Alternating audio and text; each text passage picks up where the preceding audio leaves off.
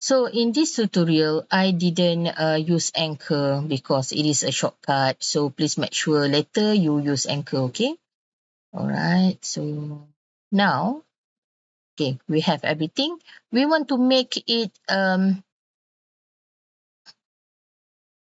link, okay? So whenever we click on walk, we press on the walk button, the chicken will walk.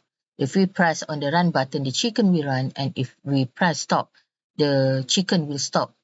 Okay.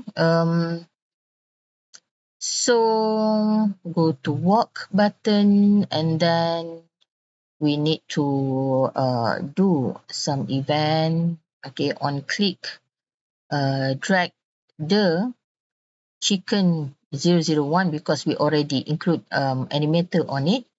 Okay, choose play string and type play walk. Please remember that this is a very case sensitive, so make sure if you use capital letters, so make sure you use capital letters for this one also.